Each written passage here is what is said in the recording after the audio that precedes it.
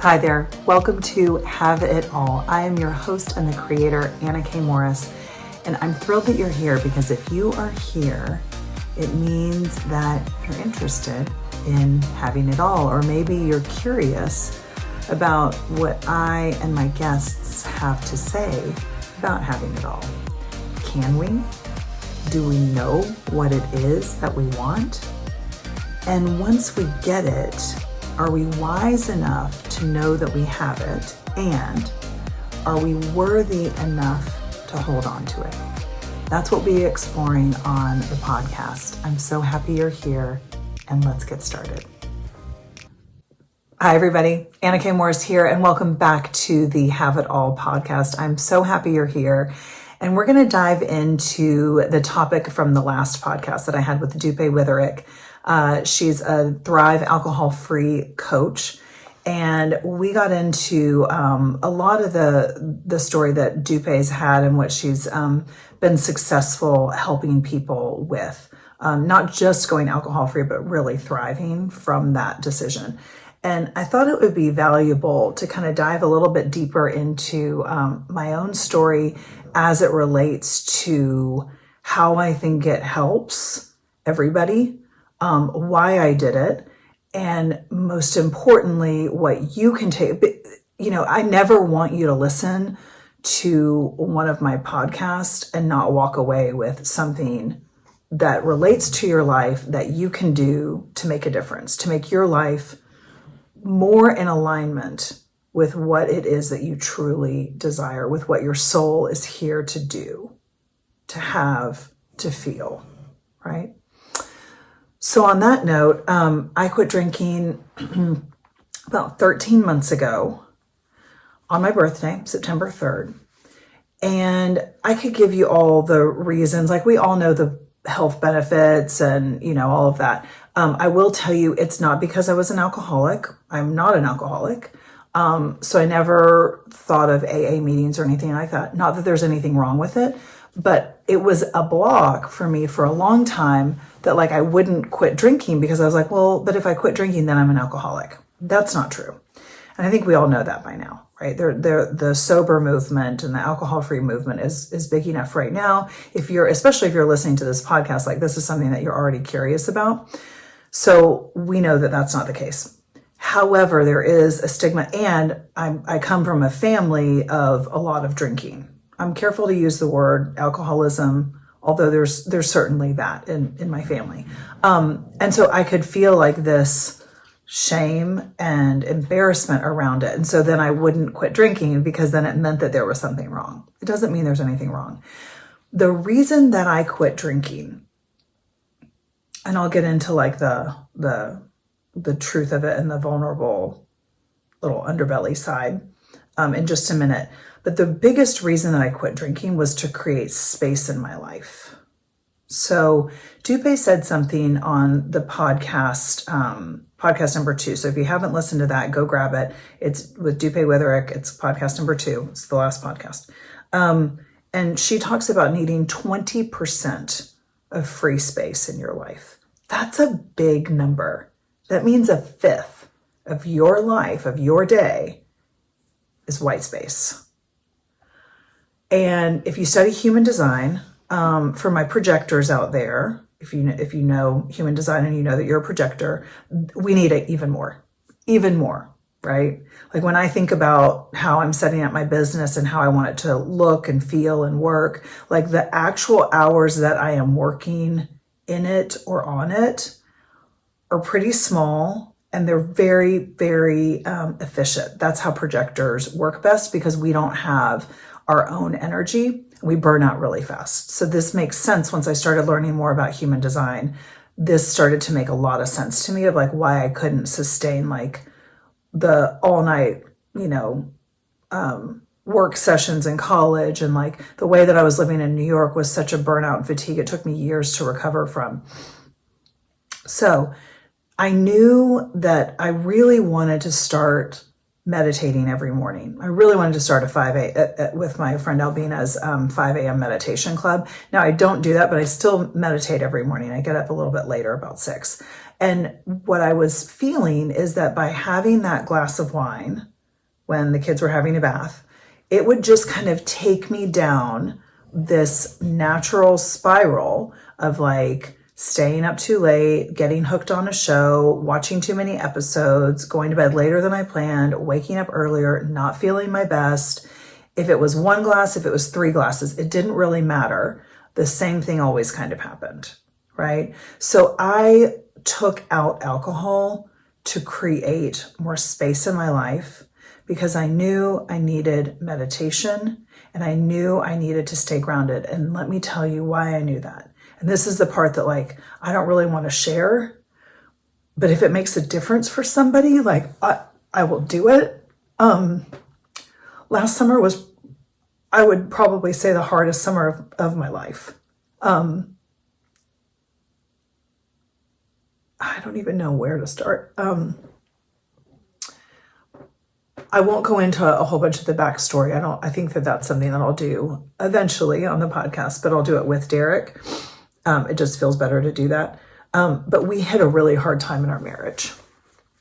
So much so that like the man of my dreams, right? Which if you guys have watched any of my episodes or seen me over at Happy Karma Homes, like we've got a really great relationship.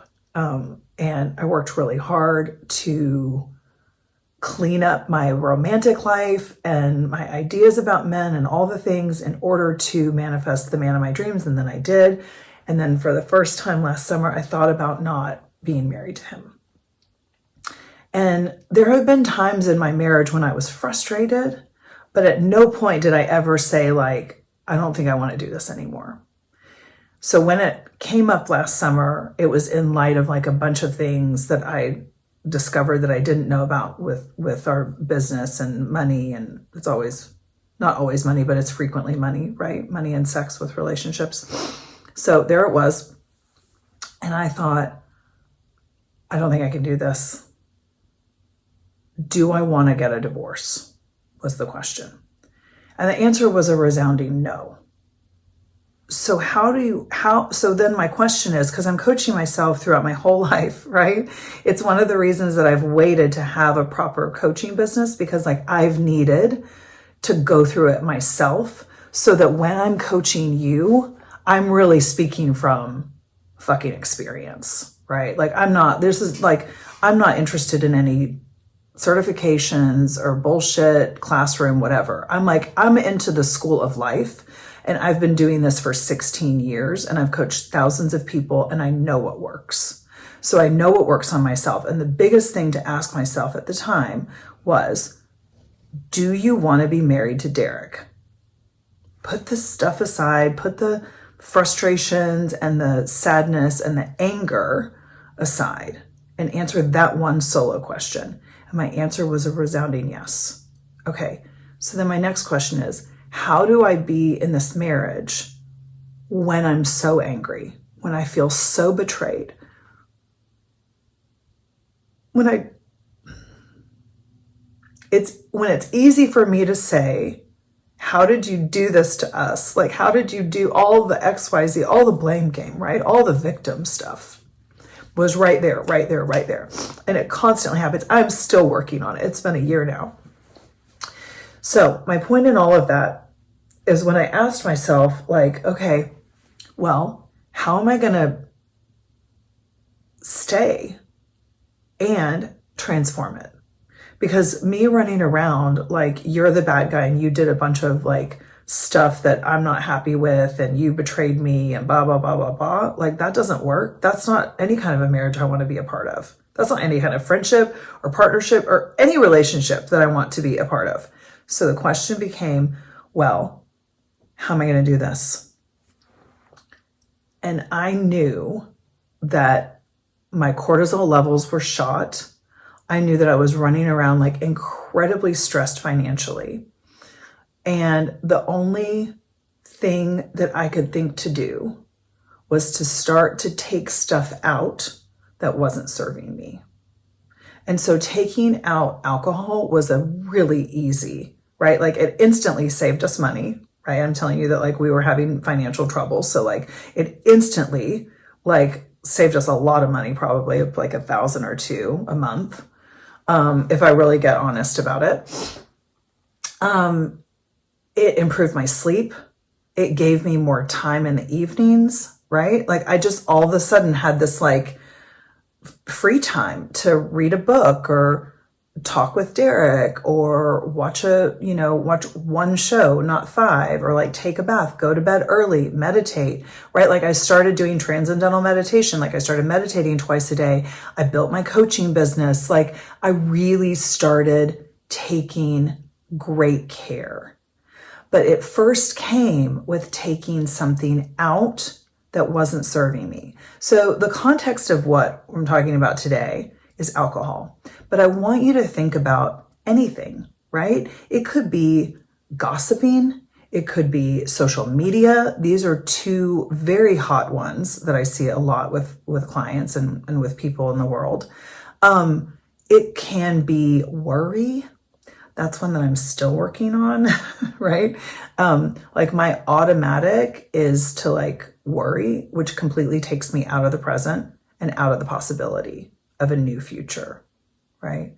So I'm always asking myself if I'm going down the worry or stress train, to nowhere, I'm asking myself like, what is it that I'm actually worried about? And so journaling, if you've been here before, you know that I'm a huge proponent of journaling. We're going to be talking about that in the episode this Thursday with my guest who is magical. You're going to love her. We're going to be talking more about journaling in the artist way. So stay tuned for that episode 4. But my point in all of this is that I had to take something out that wasn't serving me. And then once I took alcohol out, I gave myself a year. Dupe, shares in the podcast that she did 21 days. I had done 21 days. I've done 28 days. I've done 3 months. I did 9 months when I was pregnant twice. It wasn't enough time. I'll just be really honest. Dupe is running a sober October right now. I highly recommend if you are sober curious, hopping into that. She's got great mocktails. Like I had to go cold turkey and I had to do a year. It needed to be significant enough. I needed to hit the holidays. I needed to hit birthday part. I mean, I remember being 1 month in, going to Puebla, Mexico for one of my favorite people in the whole entire world's 50th birthday. It was like this epic 3-day party. And I remember not drinking and I danced my ass off till 4 o'clock in the morning. No, maybe 3 o'clock in the morning, and realized that I'm the only sober person on this dance floor. And I was having a blast, and I woke up the next day and had no hangover. And it felt fucking amazing. So like, jokes on everyone else. Sorry guys, like this is the way to go is kind of how I felt. Like I had more, money to go shopping, although we didn't at the time because we had all this financial stuff going on. So not really, but that's okay. It just like helped me to get clear. And then once I started taking alcohol out, I started looking at like, well, what are the other things that I'm doing in my life that aren't serving me? Where else can I get that 20%? For me, it's really probably more like 30%, which is hard to do when I have 3 companies and 2 small kids. So to get 20% free space and then I want to bump it up to 30% feels impossible. It is possible though. You just have to start to stair step it. So that's what I really want you to see, is that by picking like one thing, it could be as simple as, oh my gosh, Duke. Sorry, I'm looking over at my dog who likes to lay on his back with all 4 paws up, and it's just the sweetest thing. He's like the epitome of like free space, right? So anyway, I just want you to take a look at what is it that you can take out, because we're so quick to think that we need to put in all these habits, right? These good habits. I have a client right now who's like, I really want to wash my face at night. I'm like, okay, why aren't you? She's, says that she's got the time, but maybe you don't feel like you have the time, or maybe you don't feel like your skin's ever going to be any different. It usually goes down to a belief, right? I first had to believe that I could stay married in a really hard time. Right? I first believed that Derek's the man of my dreams. Like he really is the person that I'm supposed to be with. And we are hitting a very hard time right now. And so what am I going to take out so that it's not in the way of me being married? right? That was really what I was looking at. And it might be something different for you. If alcohol isn't the thing, no problem. It could be that you are just doing too much.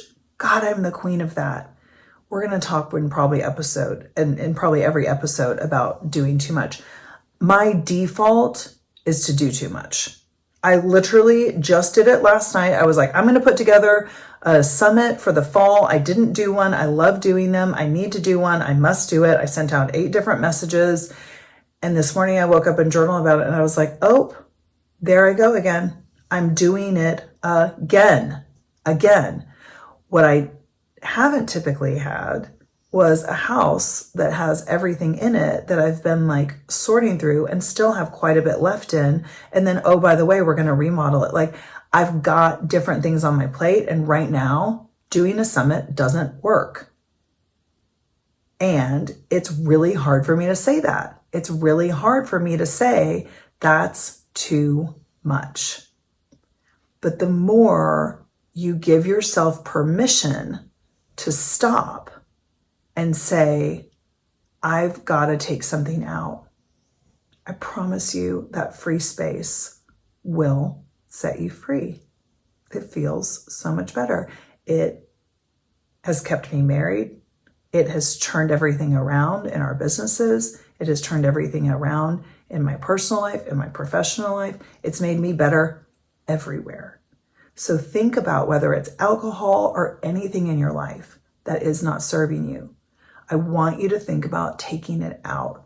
Give it a little bit of time. Maybe you give it a week. Maybe you give it 21 days. Maybe you give it a year. If you want any help with that, I am so here for you. You can send me an email always, hello@annakmorris.com, and you can always send me a message on social media. If you are looking for a coach to hold your hand through that, I'm always available. Not always, but right now I'm available. I love you so much. Thank you for watching. And I can't wait to see you come back with my next guest for episode 4. Okay, bye. Thank you so much for being here. It is an honor and a privilege to have this conversation with you as we expand in the world. What is it that we want? Do we believe that we can have it all?